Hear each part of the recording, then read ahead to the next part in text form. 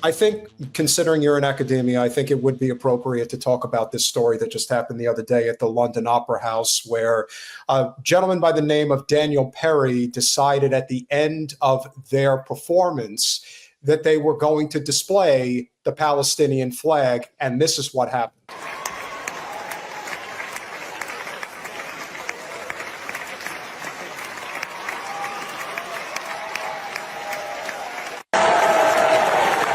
All right, it led with the back part. This is the beginning. See? Oh, yeah.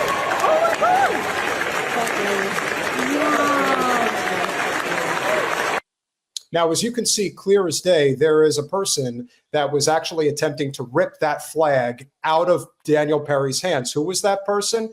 His name is Oliver Mears. He is the director, the conductor, if you will, of this play.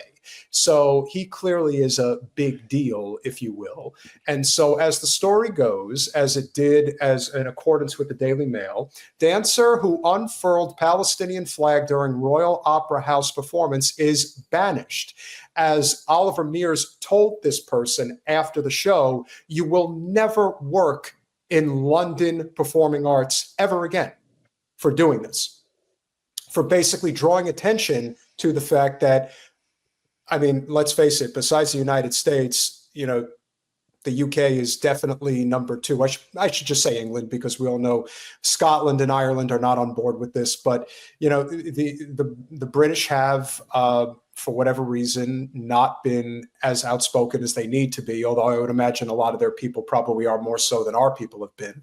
But the fact that you have this guy that would come out and make this statement effectively saying, oh, you want to have an opportunity to share your thoughts? Well, you're not going to get a job again. Oh, you as an academic want to espouse your opinions about Israel? No, you're never going to work in, you know, college, departments ever again.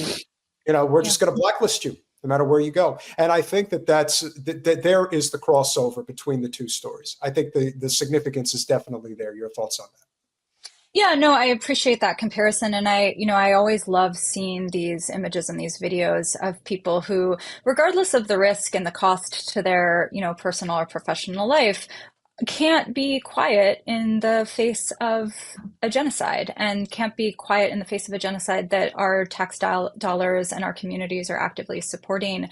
And so, I don't know this person, although I hope someday we can have a conversation about what was going on for them. But I think the thing that really resonates with me is that, I was texting with someone in Gaza yesterday, and I said something to checking in on her, and I said, this is the worst thing I've ever seen. And she was like, well, I'm actually living through it.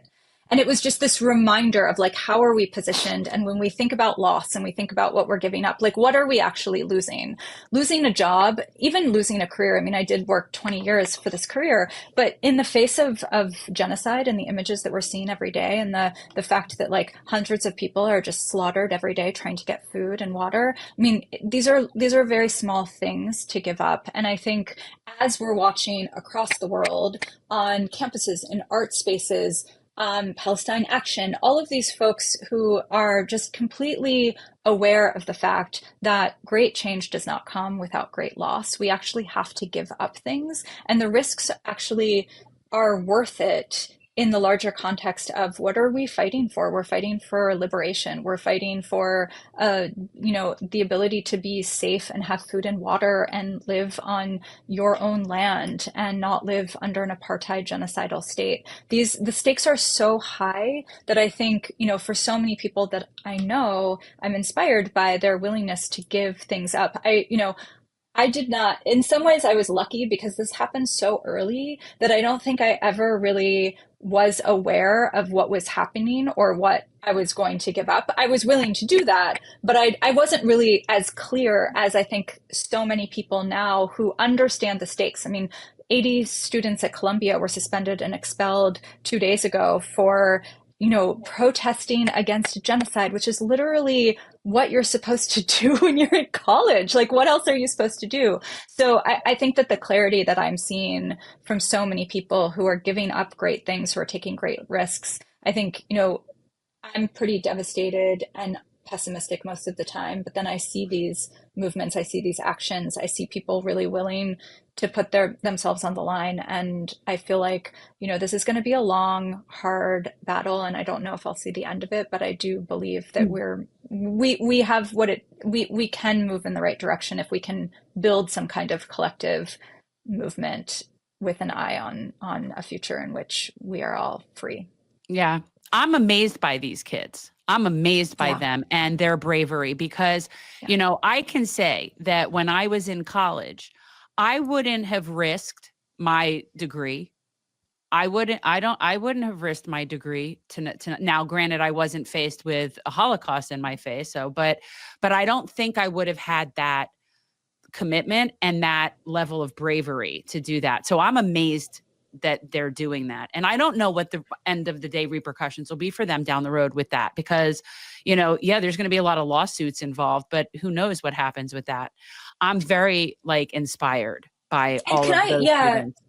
And I think, I'm old enough that, I went to college in the late 90s, and I think that I lived in a world in which, the 90s weren't great, but the idea of a future felt possible. And I think, what I hear and see from students right now is that they are living in a world in which they are profoundly aware of how all of these movements and crises are deeply intertwined, because they're watching climate collapse. They're watching an economy that is, will never support them. They're seeing a job market that has no place for them. They're seeing genocide. They're seeing gentrification. They're seeing, police brutality. They're seeing all of these things, and they're making connections. They're seeing how they cannot be free if Palestinians cannot be free. We will not be free if Palestine is not free. And I think, the clarity that I hear from so many student activists, and, not to put all of the burden on them, this is something that we all need to be involved with, but they just profoundly understand that they don't have a future in the way that perhaps my generation thought that we did. They're willing to take risks because they also understand that we are all implicated. And the status quo, if you think the status quo is working for you, then what on earth is wrong with you? The status quo doesn't work for anybody except like 5 billionaires. And so students are making connections. And I think that global interconnected view that a lot of them are getting through their communities at colleges and universities both makes them so powerful and makes them so dangerous to these institutions. I think you're right. Now I'm a little older than you, but what I do remember is that when I graduated from college, you could still get a job and afford to live. Right. Like you could afford to live with a lot of jobs especially with a college degree. It made a little bit of a difference. And I think you're right. So these kids are realizing, especially since they can't get jobs that can afford for them to be able to live, that they don't really have anything to lose. It's more people that are feeling like they've got nothing else to lose by putting stuff on the line because they see the writing on the wall at the end anyway. Most kids that graduate from college now can't afford to live on their own. And they'll be in debt for the rest of their life. Exactly. And it's, of course, the most vulnerable of those students who are putting the most on the line. It always is. Yeah. I definitely agree. And I want to conclude this segment, if you will, with a statement from this gentleman who decided to basically risk his career in order to make a statement that has gone viral across the world. I chose to do my demonstration during my curtain call, a moment for myself.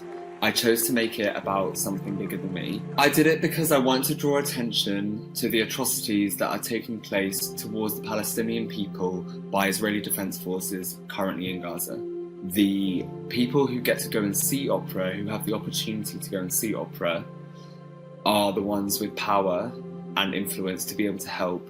However, they're remaining silent. The right-wing media coverage has been honestly quite comical to me. I believe they're trying to make a mockery of me and a mockery of my defiance and steer the story away from the actual story of what is happening in Gaza right now. In the past 2 days, 18 people have died from starvation due to Israeli food blockade. The United Nations and the International Court of Justice recognize that this is a genocide. So I find it disgusting that my act of resistance has been called inappropriate by the Royal Opera House. When the curtain came down, Oliver Mears came on stage and said to me, very aggressively, "You will never work for the Opera House ever again." In which I responded, "I don't give a flying fuck." I acted alone in my demonstration because I have felt quite alone trying to have these conversations with others in the industry. As artists, we are lucky enough to have these platforms that reach huge audiences. Therefore, I feel we have a responsibility to use them. And that goes for producers, creatives, anyone that is working in the industry. Use your platform.